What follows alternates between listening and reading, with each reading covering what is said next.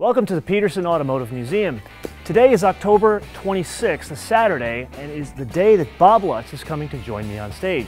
So while we get set up here, why don't you and I do a bit of a tour and see the display we set up for Bob.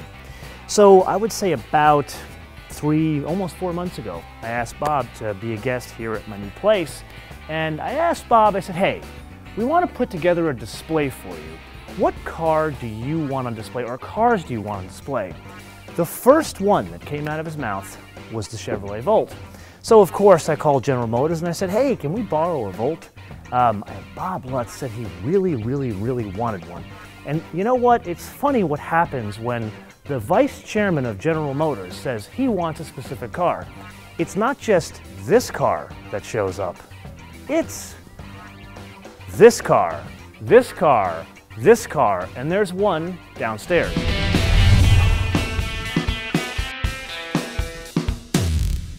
So let's start with the most obvious, shall we? 2014 Chevrolet Corvette Stingray C7. About 2 weeks ago, I had the pleasure of driving this car in Michigan and talking with the designer Tom Peters of the car, and about a month prior to that, I got to talk to the chief engineer of the car, Taj Jukter. And can I just say, there is an amazing story behind this C7 here. This car basically transcended General Motors' bankruptcy. It has technology directly lifted from a race car. The transmission cooler and the differential cooler. So differential cooler is on that side, transmission cooler is on this side. If you look at a C6R, it is exactly the same system. Granted, it's a little bit smaller, but exactly the same system. There is a fantastic story that Bob will be telling today. I'm not going to tell you here because you're going to have to watch the Inside the MotoMan Studio about the development about this car, but the only hint I'm going to give you is mid-engine. Anyway, let's press on.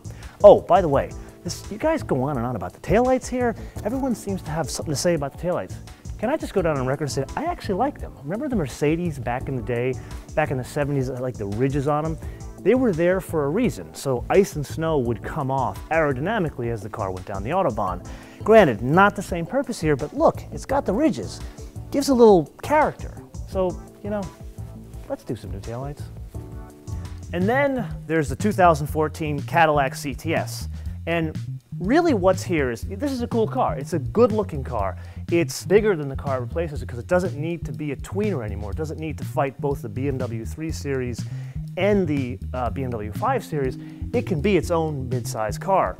But what's important about this car is this is the Harvard Business Case Review study of how to reinvent a brand. Cadillac started, what is it, it's 2013. Cadillac came out with a CTS in 2001.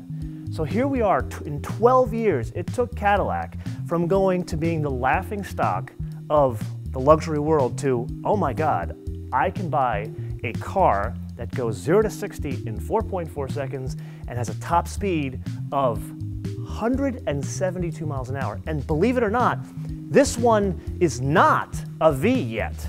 And on top of all that speed, take a look inside here. Look at the fit and finish of this thing.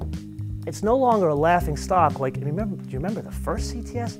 I mean, the interior of that car was awful. The outside was really good looking. It was a great car to drive, but the interior, I mean, Legos had better build quality than this thing. This car, look at the satin finish wood, and that's real wood. I mean, I beat up Dave Leon, the chief engineer of Cadillac, excuse me, the executive chief engineer of Cadillac. I beat him up about this, and that is real wood. This is real suede. This is real leather. On the door panels, even down here, this is covered material. Something you don't get, even in a Mercedes. Let's press on.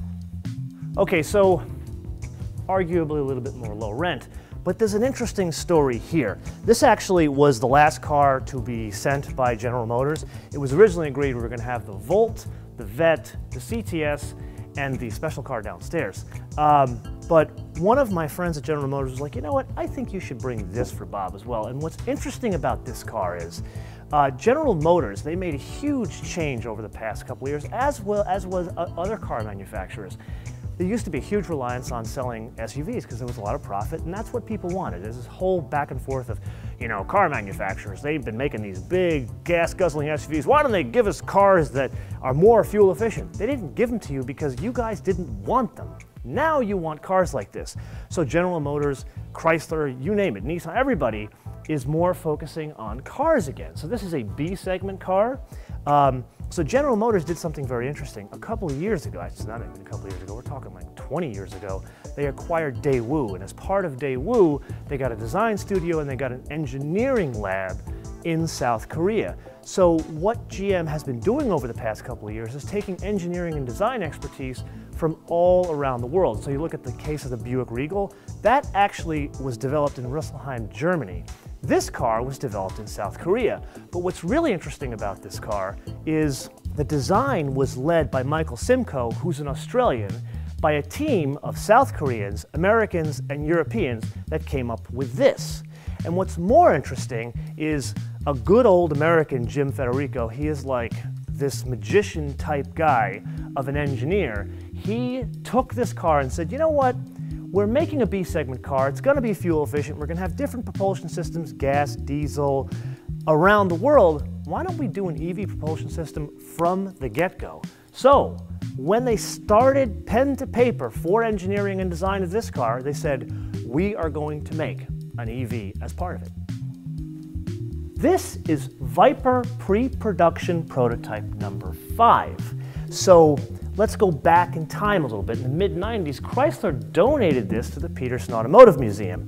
Now, step back in your car history a bit farther, it was Bob Lutz, our guest today in 2013, that invented this car. So, the Petersen has had this car now for almost 20 years. The car was new and blessed by Bob Lutz in the early 90s, and here we are having a bit of a reunion of sorts between Bob and Viper. Okay, so riddle me this. What do these two cars have in common? And it's not that they're both General Motors products. Any guesses? Give up yet? They are both orphan brands. This is a 1934 Cadillac LaSalle. This is a 2010 Pontiac Solstice Coupe. They are here for one reason. Bob said he wanted them, so we got them. This car is owned by the Petersen Automotive Museum. A couple of interesting things about this car. Notice it is right-hand drive. This car was originally sold in Argentina, which I gotta say is a bit confusing to me because I've been to South America and it's not right-hand drive. So what was going on here? Anyway, we kept it right-hand drive. Bob has one just like it. If you've watched our Lutzland film, which takes place at Bob's house, it's a very cool film. You should watch it. You'll learn a lot about business, probably more than any MBA program. Anyway, moving on. This car is exactly the same like Bob's, with the exception of the color. And Bob knows about this car because it's competed together. And let's just say he has less than favorable things to say about the color itself. Interesting factoid about this car, this was one of the first cars designed by Harley Earl when he got to General Motors. Look at some of the details. Look at the chevrons here, the biplane bumper, the detail on the hood ornament. And this was a stunning car, and what's even more interesting, this car was supposed to be the down-market brand of Cadillac. Down-market? I think not. Let's press on. I have a bit of a soft spot in my heart for this one, for a couple of reasons. Number one, you guys have probably heard me talk about a car that I used to own. I feel like I sound like Goodyear right now. Anyway, I had a Saturn Sky Redline Turbo. Love that car. It was low mileage, it was awesome, but I've owned a couple of Pontiacs in my time. So here is like the ultimate Pontiac, at least the last Pontiac. This one is a Pontiac Solstice Coupe. They built a total of 1,100, but this is a little bit more special than just those 1,100. This is the GXP, so it is the turbo engine, and it's a stick. They built a total of 400. So the value of this particular car is significantly higher. Like if you try to buy one of these today, you wouldn't be able to get one lower than what it cost new. This one is even more special because this one is owned by the Wangers family. Yes, the Wangers family. So if you know Pontiac, that is Pontiac royalty. The godfather of the GTO, Jim Wangers, this car is part of his family.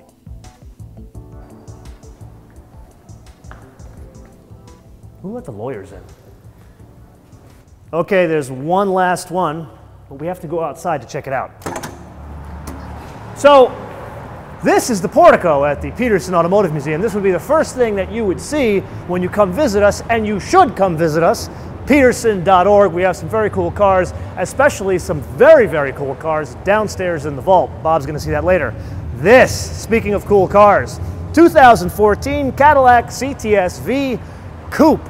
This car is what I drove in this morning. Now, there's a couple of special things about this. I mean, if you're watching this show, you guys know what this is, so I'm not even going to go through the specs. But there's really three very cool things about this one. Number one, black sapphire paint. Number two, it's got black satin finish wheels, red calipers, and then blue seats. Now, do you really even need to ask if it's a stick? Okay, time to get back to work. So, got to get back and set up for Bob. If you guys missed this one, we do this every single month from the Petersen Automotive Museum in Los Angeles, California, on beautiful Museum Row. So come visit us and join us in the live studio audience. Until then, bis später. So click here to watch one of our 250 other episodes. Click here to subscribe. And can we ask you guys a favor? Can you watch these within the first 36 hours? Because it gets us more views, which gets us more dollars, which gets you more episodes. And of course, follow us, MotoManTV, all one word, Facebook, Twitter, and Instagram. I'll see you guys next time.